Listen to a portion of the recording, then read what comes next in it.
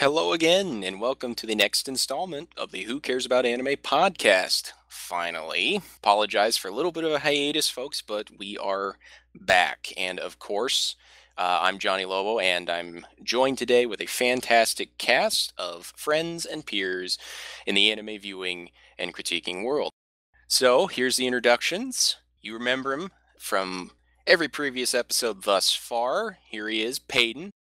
I just missed you guys so much. Oh, wait, we're filming. And here's River. What's up, guys? Did you miss me?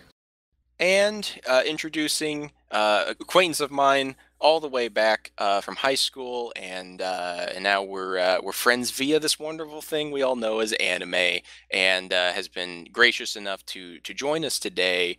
And she's no stranger to viewing and reviewing anime and other media works herself. But right now, she also has she does Let's Plays on YouTube. We'll have links and more info on that in the description. But without further ado, here's Sarah.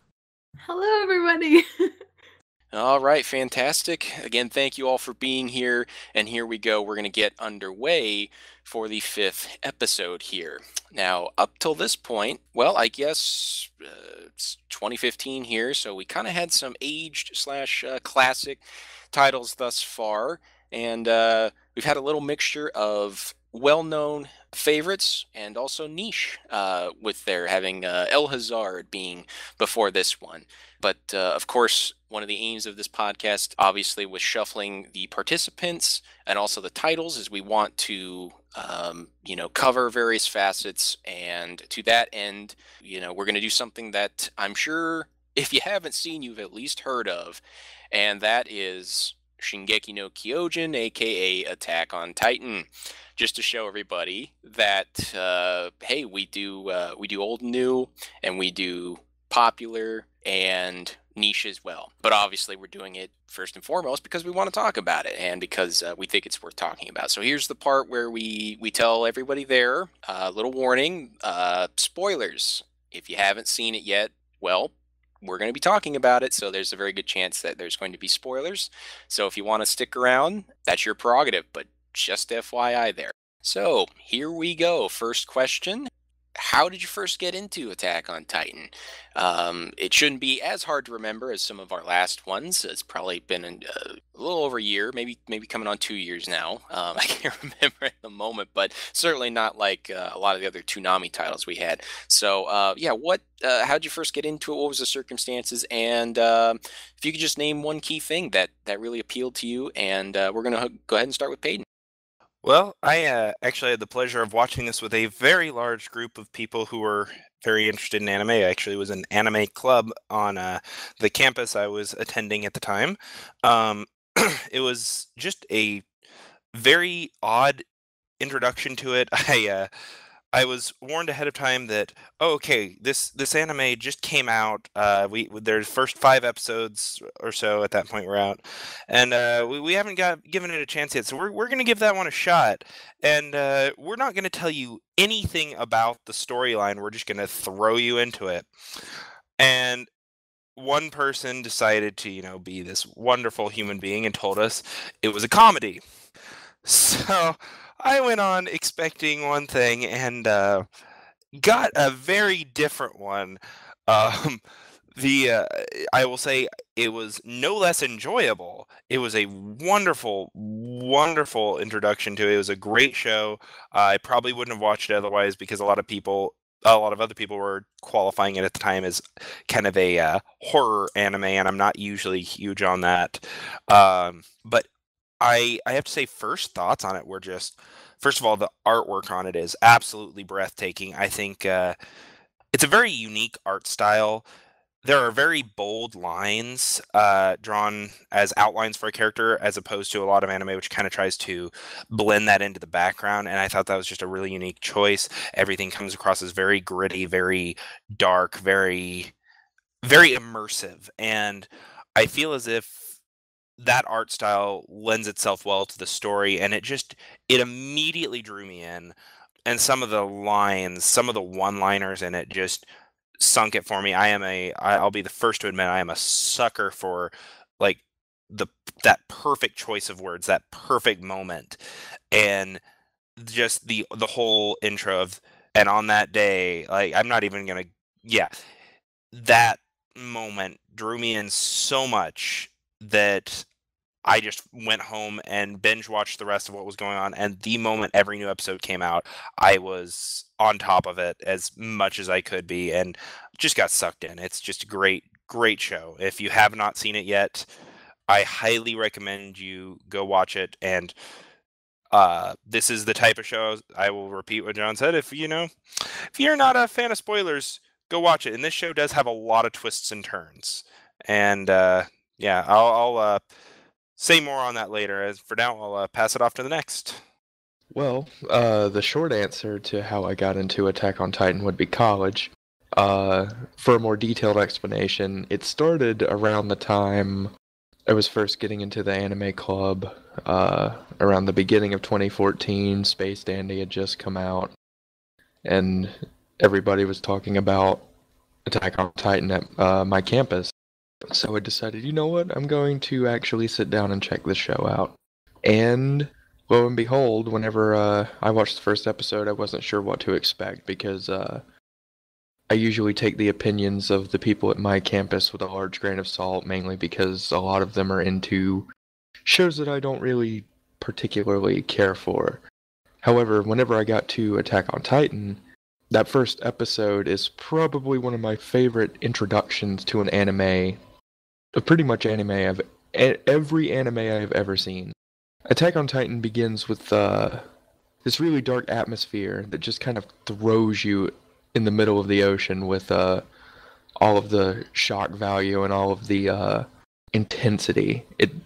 It really is a great intro to catch you off guard if you're not ready for it. And I think that was what they were aiming for. It definitely had this quality of like this late 90s movie called Starship Troopers, which began in a very similar fashion with a really gritty and grotesque opening sequence. And I think that's what drew me in the most, besides the visuals. Like Paden had noted, that the bold outlines. That's something I hadn't really seen before. And it kind of gave it this, what's the way you worded it, Paden? Gritty? It kind of, to me, it gave it this kind of like dark comic book style. Like, it's had this really, really detailed animation in terms of using a lot of shading. It felt like you knew that everybody was doomed. It had this really desolate atmosphere. And I eat up that kind of stuff. I like other shows like Technolize, which had a very similar atmosphere and art style.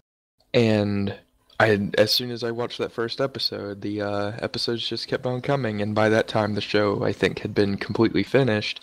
So I didn't have to wait like every week or so to see what happened next. And yeah, I honestly think that it was the mixture of how it looked, that really grotesque vibe that it throws you in with, and the twists and turns in the plot are amazing, and it just kept me going.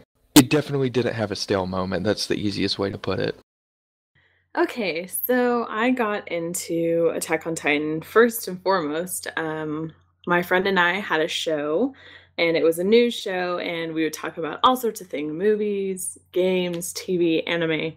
And so we had talked about how there was this anime that was going to be coming out. It's called Attack on Titan, and it was darker and way different than any of the other animes that we've seen so far.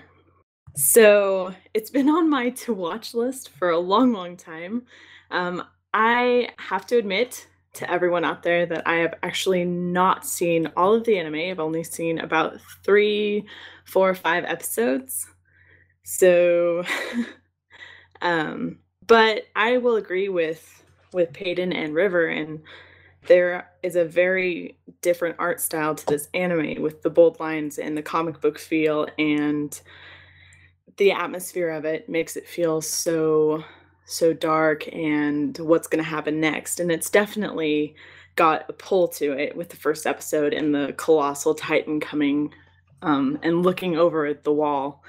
But I mean, I'm getting into it. I'm starting to watch it. I would say that it's very intriguing and very interesting.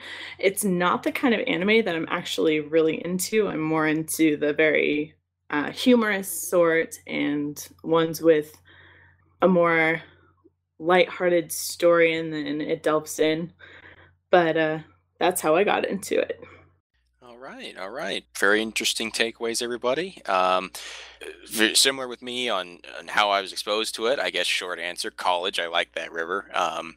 I think some friends told me about it, and well, let's just say Paden and Sarah, you know of whom I speak.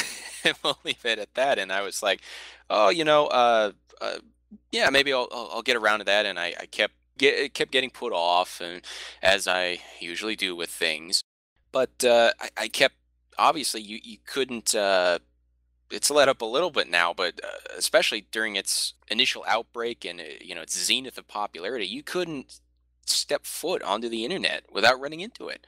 And so eventually, you kind of got to take notice. And I remember I saw some of the more dramatic stuff, like Aaron's mother's demise via things like a lot of AMVs were popping up, and I remember seeing some really good ones at Otakon 2013, and I think it was after that when I was like, I'm gonna go for this, and it was Crunchyroll. Fortunately, I could marathon it because by the time I got into it, it was almost done. Wasn't quite, and that's how I got into it. And what really hooked me was, I'm with you, Sarah. I really like lighthearted stuff. I like stuff that makes me feel good because life's hard enough usually. I find anyway.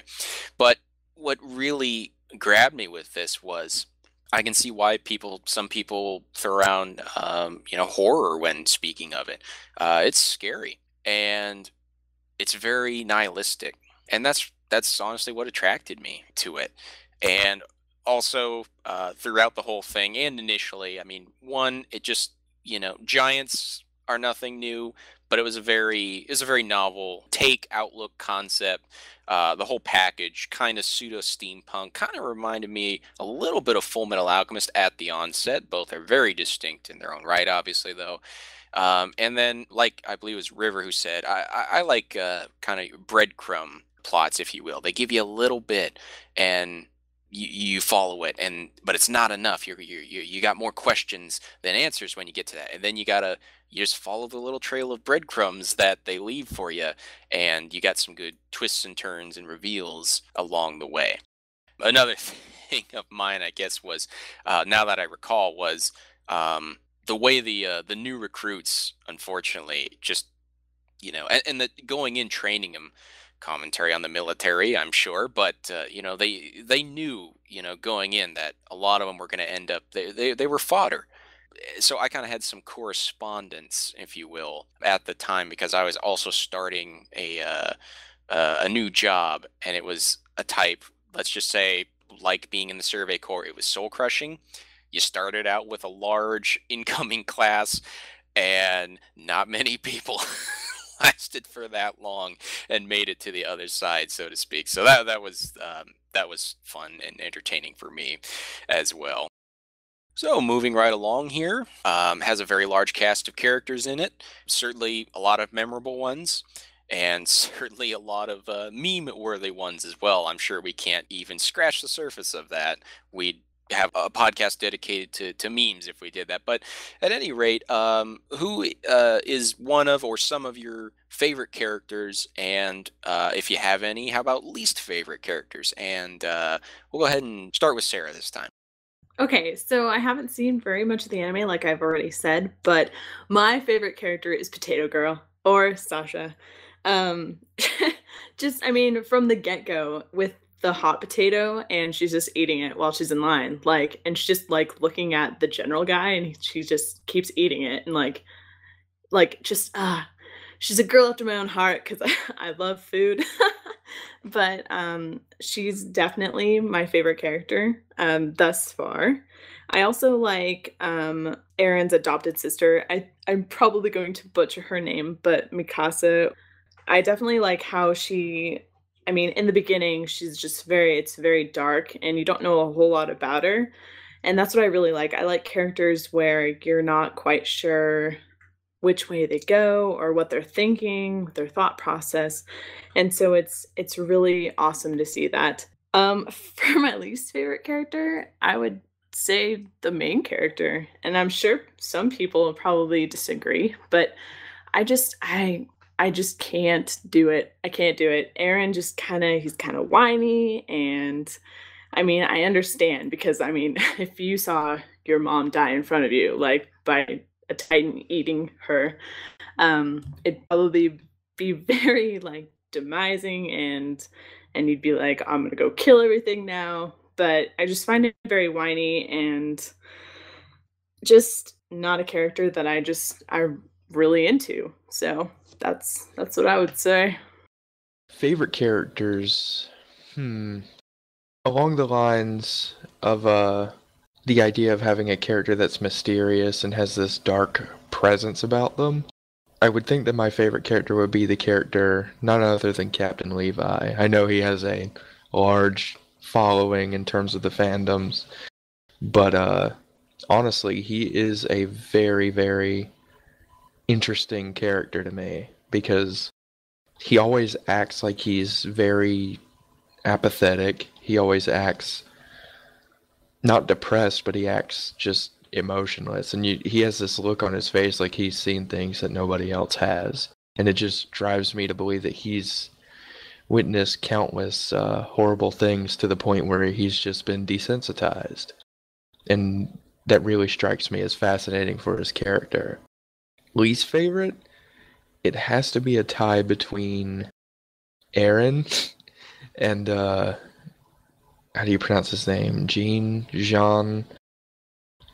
Either way, both of them come off as pretty much the same way as being overly whiny. They have this air of pretentiousness about them, but I don't think it's the character itself. I think it's the way that it was written.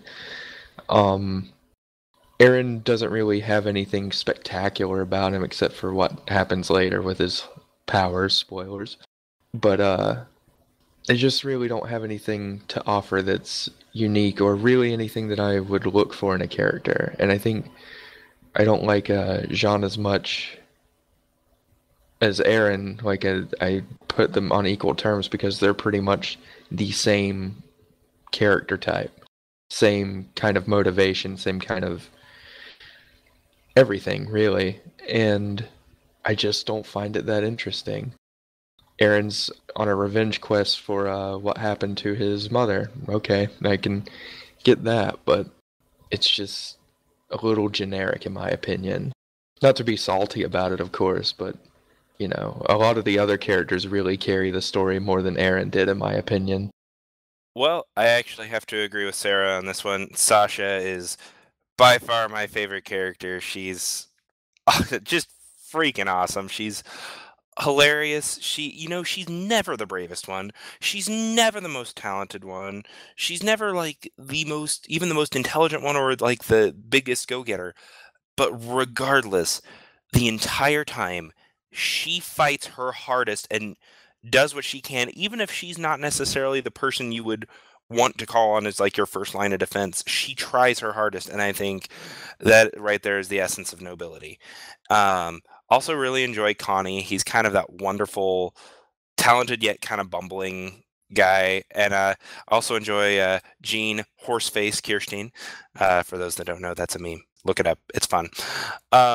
Least favorite characters, I would have to say probably Reiner would be one of my least favorites. I just don't feel like he's fleshed out enough. He's kind of boring for me. I actually feel the same about Marco Half a Man. And I know I'm probably going to get a few people groaning at that, but I just don't feel they were well fleshed out. They're boring. There's nothing to them really. And I mean, you always need some filler characters, but I felt like with a strong cast of characters like they had, that was not necessarily the best choice to have a couple real deadpan characters like that. I mean, you've already got that with Annie, who I actually enjoy her deadpan. Also enjoy, of course, Levi's deadpan, but for them it would just came across as dull.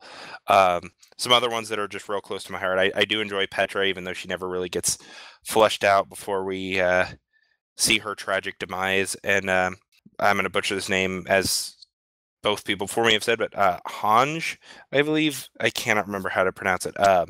The one that experiments on Titans and is just so incredibly overeager to do so. I just find her endearing. And, I really can't say there are any characters other than the underdeveloped ones that I dislike. I have two characters. Aaron didn't annoy me as much as he did some people.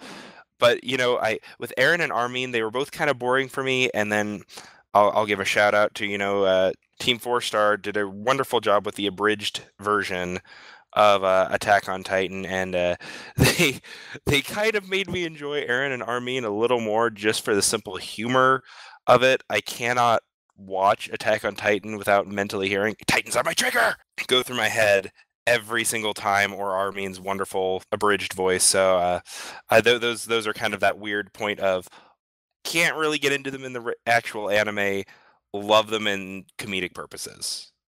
Right on, right on.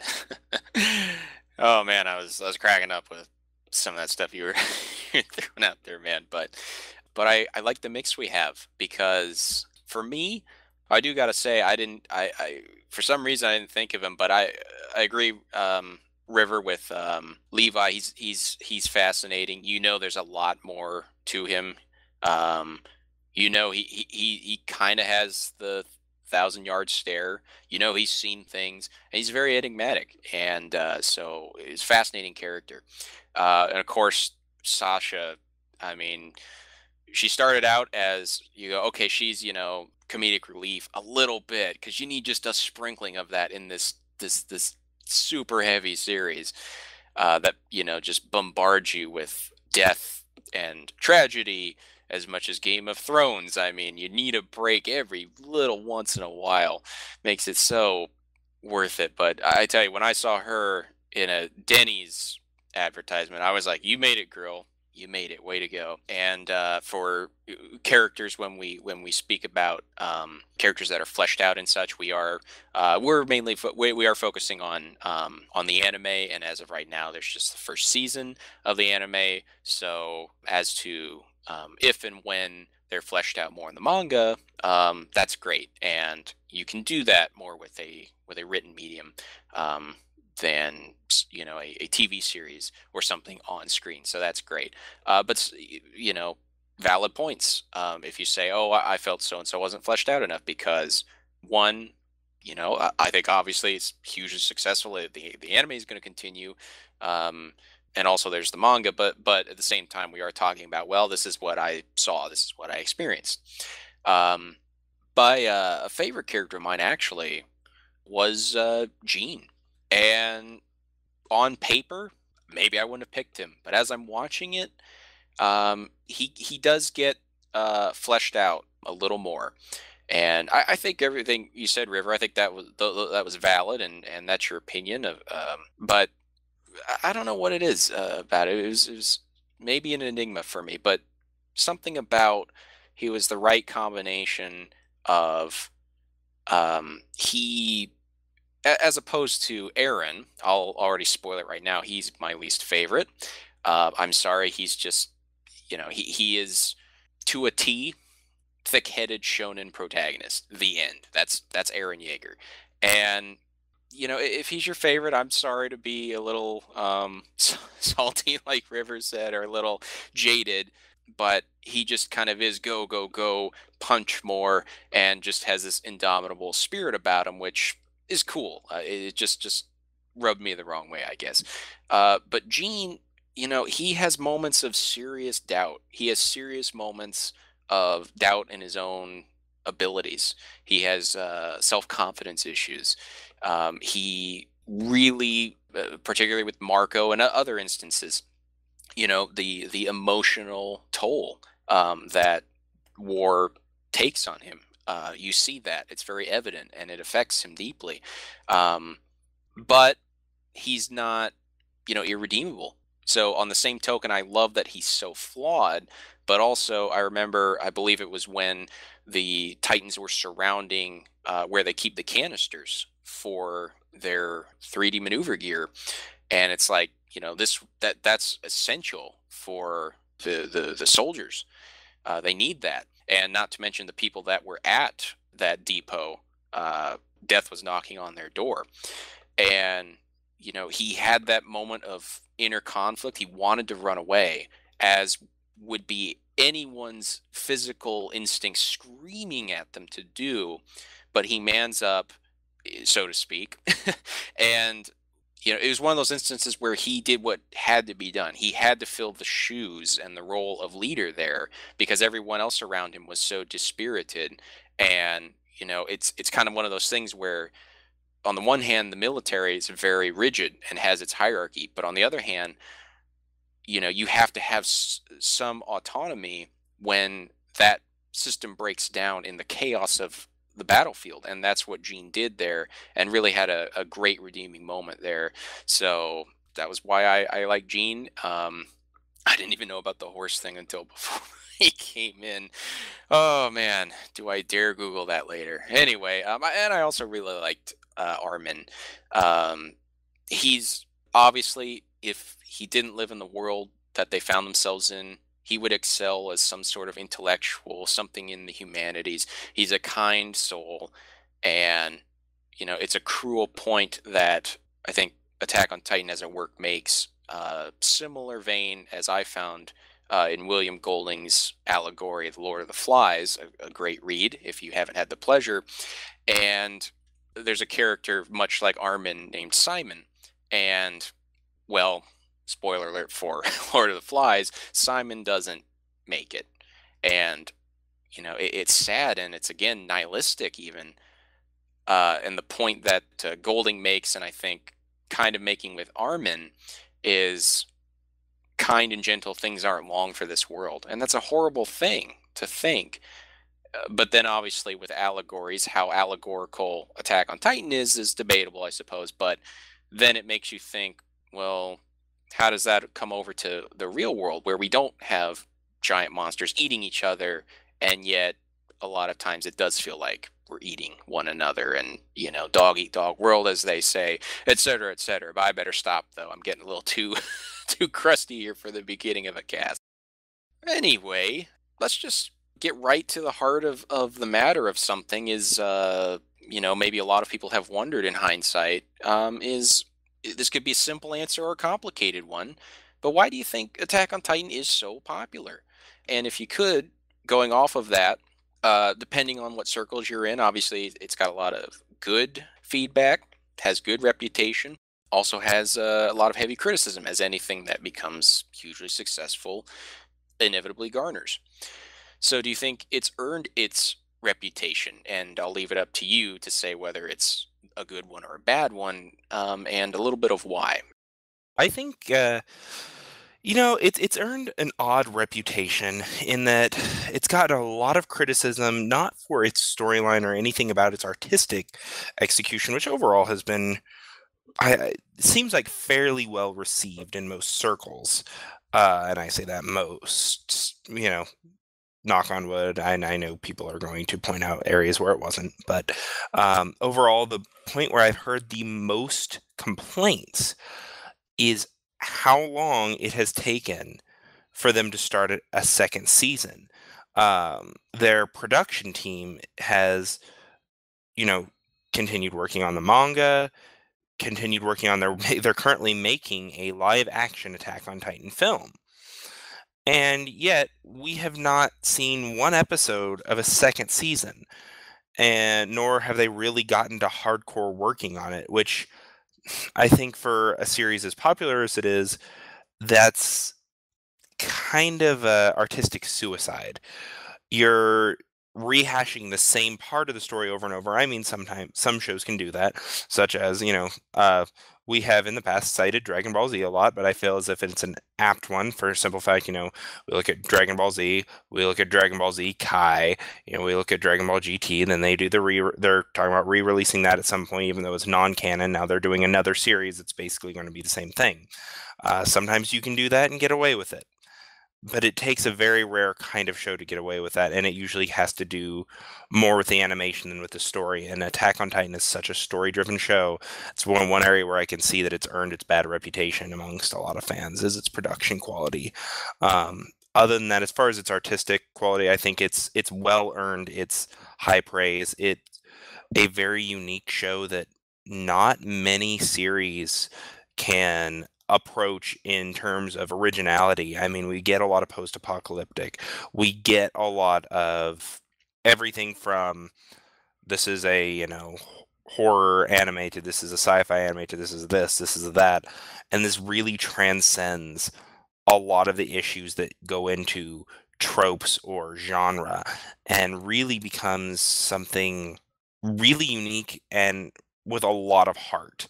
And I think that is so rare, not just in anime, but in all art, that I think it is very much to be commended on that. And while it may not be, one of my top 5 because I have my biases towards other shows, I will say in terms of artistic integrity, they have my utmost respect.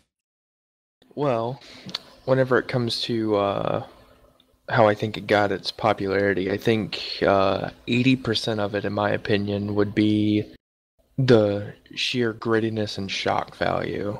At the time, shows like The Walking Dead or Game of Thrones were kind of becoming a lot more prevalent in the mainstream's eyes. And I think Attack on Titan kind of followed in that same bandwagon. And I think that was its biggest attractor. The other 20% would be a mixture of the art, a few of the different things that came along with the show, such as the clout that it carried afterwards from like other fans. I mean, I heard about it from college.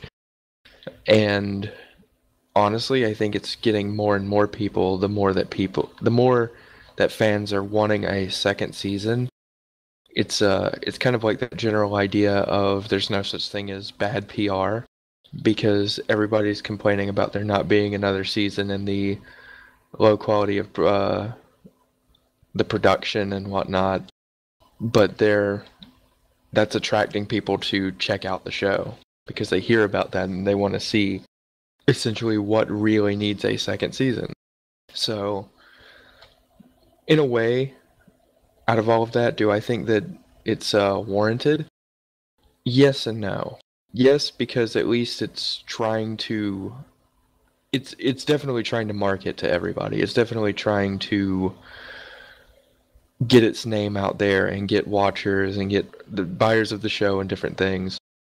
However, at the same time, there's an old phrase that I learned from getting into the self-publishing ideas of being an author. Selling yourself short just to make extra money and and get extra eyes on what you're writing is not exactly the best way to go. And I'm not trying to say that mainstream automatically means bad, but I feel like the show warranted its own way of getting well popular, but I think that it could have done more in terms of other things if it had gone in different directions of marketing and maybe tried something else. And I know that it's not my place to say that, jurisdiction and author's creative standpoint and whatnot, but it's popular now, and it's going to stay that way for a long time unless the show absolutely tanks. But I would just say it's more questionable as to how they got to that stage and what they're doing at that stage to attract people. It's not as bad as some things get because, you have like really awful movies that get bought all the time and then people keep getting money for it because people want to see how bad it is. And a similar situation is happening here, but with how it's missing a continuation. And I think the marketing is just being handled a little bit oddly and a little bit in the wrong way and being used as an advantage in the way that it shouldn't be used. But that's just my opinion on it. Take it with a large grain of salt. I would say that I think Attack on Titan is so popular because it's really different than most animes. When you go into the anime world, there's a lot of animes out there that are very much the school animes. The kids are always going to school or stuff's going on with school. I mean, even one of my favorite animes, Soul Eater, it has a school theme in it. And I think the reason why Attack on Titan is so popular is because it's different. It definitely has that different-esque feel to it. Much like Spice and Wolf, how Spice and Wolf is very, very much an intellectual anime, and Attack on Titan is gritty and dark, and it makes you think. I think that it has a good and bad reputation. I've heard a lot of people say that they really enjoyed it because it's different. Like I've mentioned, it's different than other animes. It's not a school anime. It's different. It's gritty. It's dark. Like River said, with The Walking Dead and Game of Thrones. I mean, it's more drama. There's a lot of drama shows that are very popular right now, and that's what makes it kind of unique is that it's different. And I've also heard on the opposite side that a lot of people didn't like it because it was too gory for them, which, I mean, depends on who you are, if you enjoy gore or if you think that it was just completely unnecessary. I think with Attack on Titan, I think some of the gore is most likely definitely necessary. I mean, it makes it gritty, it makes it dark, it makes it what it was probably meant to be. I would definitely say, with, like I said before, the artwork, it's very bold lines. It's very different than other artworks with anime, where other animes are kind of subtle with their lines, and this just has a comic book feel, and it's just very different. It's personally not probably one of my favorite art styles, but I can definitely value it as its own thing. And I just want to put it out there that I have definitely enjoyed the music thus far. I think it's fantastic, and I'm one of those people that when I watch something, I'm always paying attention to the music first before I pay attention to anything else. Yeah, very interesting and diverse points and takeaways here. And I didn't even think about, like you said, Sarah, the score, the musical composition. I thought was excellent as well, and I'm sure due to the internet and the craziness that arises from the ether of a huge fandom, a lot of people may be just sick of that first opening theme by now. I can't blame them honestly, but I love it. It's got that punch and it's dramatic, and that's much what the show itself is. So I'll just kind of go in a little different direction because I don't want to rehash everything you guys said because you guys all brought up kind of different facets and they were all really good points. Why is it popular? Short answer is well, the manga really took off. That's why we got the anime. And that kind of thing. Well, then you go, well, why did the manga take off? And I think largely, if we're dealing with anything written on screen or otherwise, a part of it's inexplicable. Publishers and people with in control of the purse strings of a company are always trying to look ahead of the curve and see what's going to be the next big thing. And a lot of times, it just you can never peg it down, and there seems to be no rhyme or reason. So trying to look at Attack on Titan, it's got a lot of universal themes, and it also draws from a lot of cultural backgrounds, such as Greek, Norse, and biblical references as well. And so I think that even if people don't realize that going in, I think that having intertwined all that, those pre-existing edifices of culture, real world culture, even if it's not your own, draws people in. And also, I think the antagonists themselves, the Titans, there's just something about, even though a lot of them do look rather comical, arguably, is there's cultures all over the globe have always been fascinated with the concept of giants, and there's reasons for that. There's a lot of reasons that's over my head to elaborate upon, but it's a universal thing. It's kind of the uncanny valley effect that we're now discovering with robotics, and how there's something about, why is a giant so much more terrifying than a lizard that's the same size and could pick you up and eat you. There's just something about it. It looks so similar, and it looks like a human, but it's not quite. And also, I think the author Isayama himself, I believe he once said, humans are the scariest animals on the planet, and that's, he had a personal experience like that where um, he kind of had an epiphany where, I believe it was where he had an encounter with somebody. I can't remember if they were drunk or if they were somebody who, a foreigner, didn't speak the same language, but they were very belligerent and angry with him. And he had a realization in that moment how terrifying that is, looking at a human face, but not being able to communicate. And I think the critical reception that Attack on Titan has received, the positive reception, I think is warranted. I think it's justified. All in all, it's a good show. I can understand if it's not somebody's cup of tea, like Sarah said. Oh well, it's too gory. Oh, it's too this or that. Fair, but does that mean it's subpar? I think that's a matter of taste, obviously. And is there valid criticism? Sure. But a lot of it, what I've seen, I think, unfortunately, it's a lot of time people just don't like stuff once it gets popular, or they base something on, oh, the fan base is this or that, or is annoying, or what have you, which is, you're not looking in the right direction if if that's the case. But at any rate, I guess going along those lines, kind of, we've kind of already brought some up already, and I did really like, Sarah, I believe you were saying, well, it's so unlike other anime, and other really popular anime, like the big three, for example. So perhaps more on that in a bit, but how do you think Attack on Titan compares to other anime, maybe other popular anime, or more to the point, other anime cut from the same cloth, so to speak?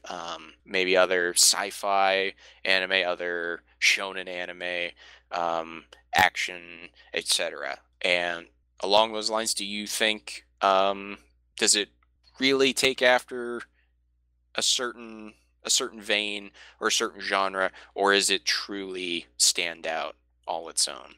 Well, I have to say, I guess my big thing is I've been doing a lot of reading of different articles, different reviews of this online, and the thing that struck me most, as society as a whole, we have a tendency to like to label things and put them into a category, like this is a sci-fi, this is a horror, this is a this is a that, and nobody can come to a consistent title or category for Attack on Titan.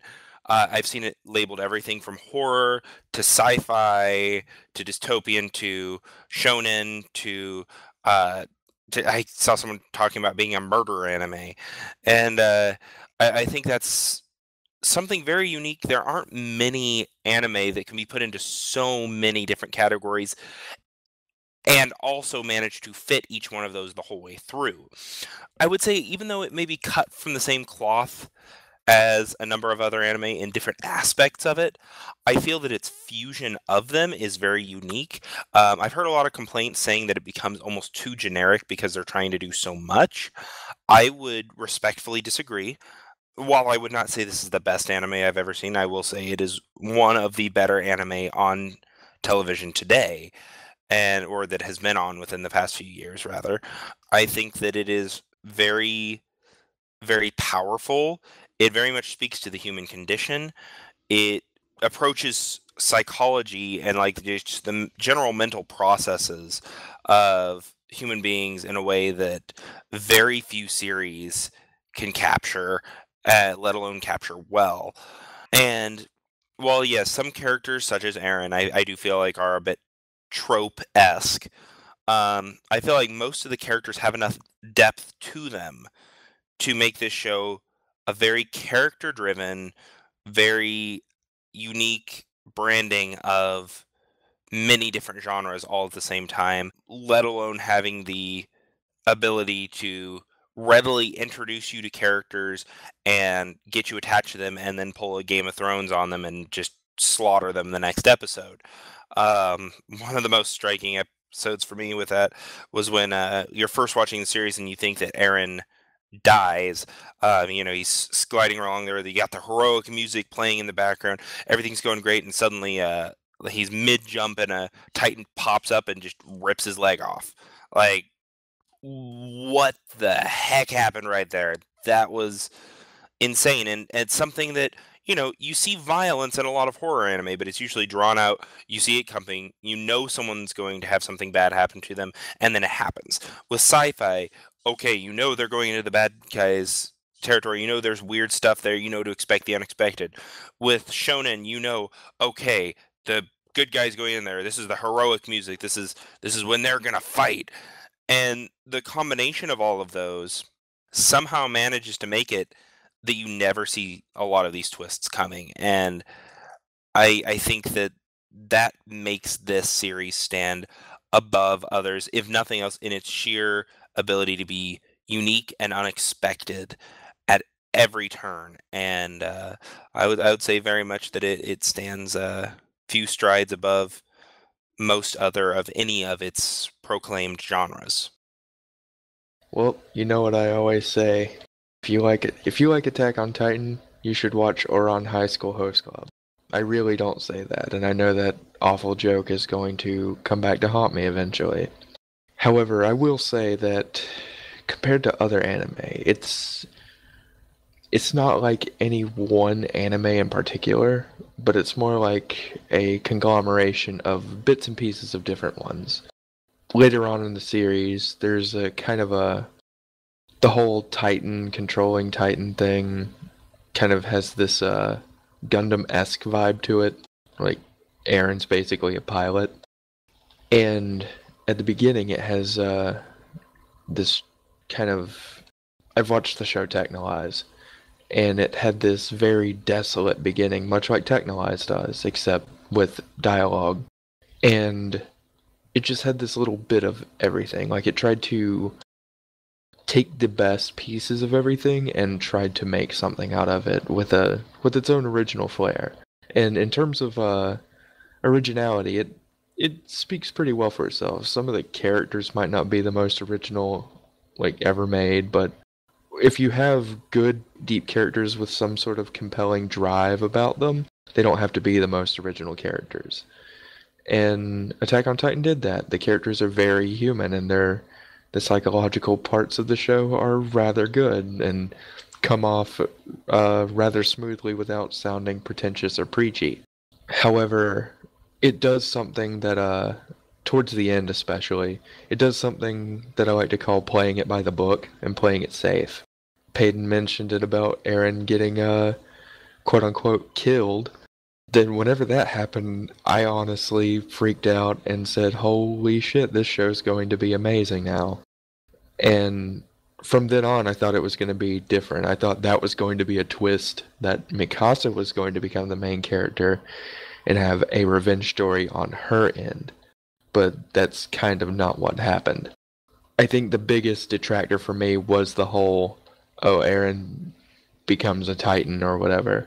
That kind of threw me off, and it was a good twist, but the idea itself kind of got rid of the aspect that I think is my other favorite aspect of the show, and that is that unlike any other anime that exists, the mortality in the show is very real, and any one of them can die at any second, and you just know it. After Aaron pretty much reached that level of being in a Titan and figuring out he can turn into one, I kind of lost that sense with a lot of the characters. I call it the death of Superman effect. And I know people can debate to the ground about how it may have happened that way, and I'm sure I haven't read the manga, but it kind of felt like a cheap way of bringing the main character back, in my opinion. And other than that, I mean, no show is perfect.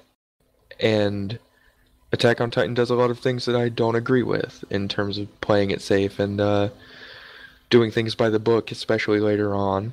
But as it stands, it is a very unique flair and definitely better than anything else that's come out in a while, other than like Parasite and Space Dandy. And it definitely holds its own up to a lot of anime. And if I was given the choice of watching a high school show or a generic shonen that basically Naruto clones, I would choose Attack on Titan because of how different it is. Because at least I'd be getting a unique flair and something that is a breath of fresh air in the mainstream anime watching community. All right, Sarah? Tenchi Muyo counts as a sci-fi, right? No, I'm just kidding. I mean, if we were gonna put it in a category, it'd definitely be like sci-fi fantasy, in my opinion.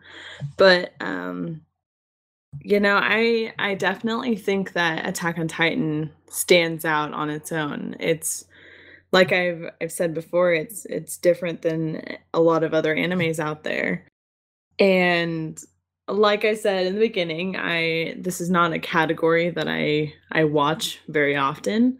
I definitely enjoy, you know, action animes, much like Soul Eater, but you know, it stands out, and I think, you know, it's one of those that is at least worth a watch, and who knows what they're gonna bring out in the second season, um, whenever they get to it. But I would say, you know, I agree with Peyton that you can't really put, you really shouldn't put things in a box, and categorize it. I mean, you know, you can categorize it to a certain degree, but I mean, it kind of steps out of the box, and you know, kind of makes you think about stuff, and I think it has a good story to pull people in and everything. Right on, right on. And I would like to quickly say, here, Tenchi Muyo, heck yes, sci-fi. Interestingly enough, that's another one that I think, of all things, they're so different than the subject matter right now, but similar problem. Like you all have said, you know, putting something in a certain category. You know, like Tenchi Muyo is another one where you just can't. Like it's just too. There's just too many. So with Attack on Titan, it is very shonen-esque. There's no doubt about it there. It's good sci-fi for obvious reasons and reasons we've listed. So I will definitely, I want to reiterate, I agree with what has been said, started by Peyton, that it's many things. You can't just limit it. You can't peg it to one thing. But I will say, River got me going on this because I had not right after watching it, but you know, after some time and mulling it over more, I kind of had this realization, and so I was surprised, but pleasantly surprised, that you had a similar conclusion as well, River. Is that if anything, if you had to put it in any category, I would say Mecha. And a lot of people were like, whoa, whoa, whoa, whoa, hold on. No, no, no, no. But hear me out. Like River said, what's Aaron doing? He's piloting this thing. It's already been established. These things they're husks. They're not the persons themselves. They're inside it and they're controlling it. And let me definitely preface this with saying I'm not saying it's anywhere, of course, near its caliber, but how many things are. But a similar example one could look at, none other than Evangelion. Before Evangelion, pretty much everybody knew what mecha was. It was Gundam, like, and that look, that was mecha. And then Evangelion comes along, and you have this biological slant on it that people just really didn't think of before. for being in the mech genre, the continuously evolving, multifaceted genre that is mecha. So while it's not as profound or as much of a game changer as Ava, I would contend that Attack on Titan, it's very much in that similar vein of, like I said, continuously evolving genre, and it's kind of the next logical step of the mech genre because, hey, I enjoy them as much as the average Joe, but Gundam, your run-of-the-mill robotic mecha, has been done there and back again to death, and so I really like this, this new take on it. I think another thing I really wanted to touch on here, I think it was when Sarah said, and others have chimed in, it's so different. And so something that really struck me was, this is kind of getting into general discussion territory, but what really struck me was we kind of have a generational shift here. With Bleach and Naruto wrapping up, One Piece, if ever, I mean, it's got to someday, right? And so I was kind of wondering when that day would come, and would we see a paradigm shift, or would it just be some sort of, Naruto clone to inherit the throne? And with Attack on Titan, it's reaching that level of popularity. So it's probably one of the inheritors of, now that the big three's time in the sun arguably kind of drawing to an end. I mean, you can kind of look, there's no black and white marker on these, but I kind of seen it in my own lifetime. There was DBZ, then there was the big three, and now we're kind of on to, well, what's next? Maybe, Attack on Titan. And the thing about Attack on Titan that we've all touched on is how gritty it is, how pessimistic, how nihilistic it is, how sadistic it is to its viewership. So in that way, though we've kind of ragged on it and poked fun at a little bit, and all in good fun, at how much of the shonen protagonist Eren Yeager is, it's so different from those. Because there's so many times where, I mean, no disrespect, back when I was a lad, shonen, that was my bread and butter. I loved it, and it's great for kids and young adults during that certain time, and that message of never giving up, and it's just a matter of trying harder, and you can overcome that. Attack on Titan, that's not the case. There's a lot of times where your best is not good enough, and there's, as we've said, there's so much carnage and death, and there's so much. Eren has the backstory, the tragic backstory, like almost all shonen protagonists have to have. But it wasn't just throwaway. I mean, you really, the graphic nature of his mother's death and the profound implications that had for him as a character throughout was intense. And so I've just found it fascinating how, if this is kind of the next step, so to speak, the changing of the guard, if you will, how, I guess, without not wanting to offend anybody, but how more mature that is than arguably, the big three. And people can debate me on that, sure, whatever. And DBZ, that's fine. But as for all the reasons we've said here, not saying those titles don't have sad moments and stuff, but it's a whole nother ballgame when you're talking about something that has the atmosphere, the dreariness that Attack on Titan does, and yet it's still immensely popular, which I think is cool and sums up all the reasons that everybody has said. I love how popular it is because it's different, and it's just a refreshing change of pace. Because, goodness knows, can we give the high school setting a break for a little while, just a little while, please? I mean, I know I'm not the only one. No, not hating on them, but again, done to death there and back again. As a dedicated Bleach fanboy, remind me later on to debate you on that topic. But yes, continue. Yes, of course. Well, I think here we just have some time on the tail end here for general discussion. So whoever wants to, if there's anything, the floor is yours.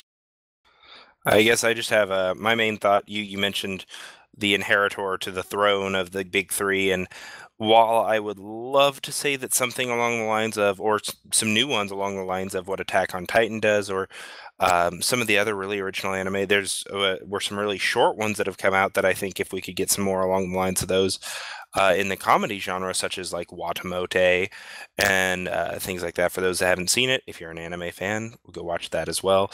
Especially if you were an anime fan in high school, you will completely understand a lot of the struggles that go through there. And if we could get some stuff like that going at the same time as some of the darker shows like Attack on Titan, we'd have a really great mixture of levity and seriousness that really is a good balance for a modern era of choices and options where people don't always want to sit through a 600 some episode anime or this or that if they're all the same freaking story. That having been said, maybe this is my somewhat pessimistic view on this one, but I have a feeling that I believe it's Gintama will probably be the inheritor to the throne, which is something along the same general lines. It's gaining popularity quickly, and I can easily see it taking over the throne as soon as Naruto and Bleach. Now that Bleach is gonna do one more story arc, and then it'll be done, and Naruto is done now. It's just got to finish the anime to catch up with the manga, but I have a feeling Gintama is going to take at least one, if not both of their places, and I'm disappointed by that, but I can see it already in the works. But hopefully one day we'll reach a point where shows like Attack on Titan can be the accepted, all right, you know what? This has unique writing. This is good. This is pushing the envelope. This is not doing what I expect, and that is okay. Let's move with it. And I don't see it happening anytime soon, partially because of you can hear me rant all day about Tumblr fandoms, as I like to call them, and I don't mean specifically just Tumblr. I mean any fandom that's to the point of obsessive and just, this is my fandom, how dare you speak against it? It must be this way. Those types of series end up going downhill real quick because they cater to the fans, and while that's wonderful to a point, fan service only goes so far. And hopefully one day we'll reach a point where the audiences are ready for some really intricate stories like what we've seen with this one. I would definitely have to agree with you, Paden. It'd be really awesome to get a lot more from the animes that have the shorter storylines. I was really into a lot of those animes. Angel Beats is definitely one of those where it's a shorter anime, but I wish it would have had more story, although the ending wasn't one of the bad endings that you usually get with anime because the manga's still going or the manga's longer, so they just do a smaller anime. And I love Fruits Basket, but like I said, I really like the lighthearted animes out there. The Devil Has a Part-Time Job was another one where it felt, really short. But it kind of seems to me as to what anime will inherit when the big three go out, or I guess the big two now. Fairy Tail is definitely getting up there in episodes, which I don't know if that'll have an end at some point towards the near future or not. But yeah, I'd definitely have to agree.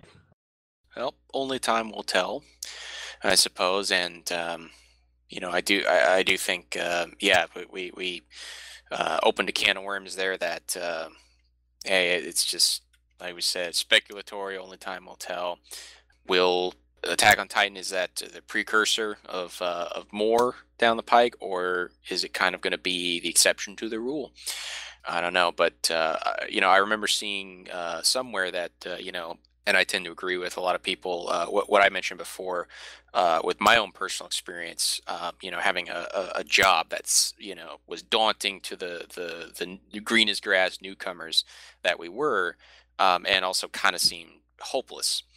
And what I said there was correspondence, and in a filmic sense, there, that's basically, it's just it has other variances and applications as well, but a real basic understanding of that is simply put, you're having that correspondence. I can't even think of a better word, of something that you watch and experience with something you can ground in reality, something that you can relate to in real life.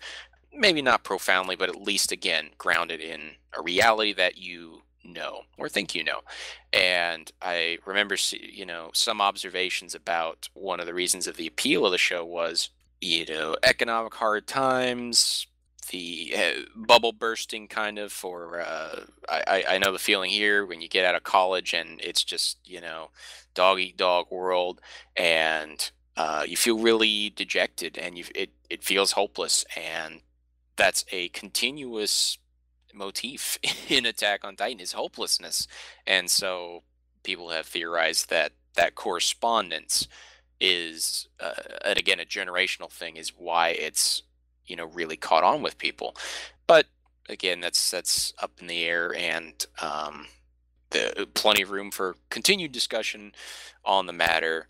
But I think we're probably about that time to wind down for this time, unless anybody has anything else they want to add. Hope you guys enjoyed the cast. I concur. I think that about says it all.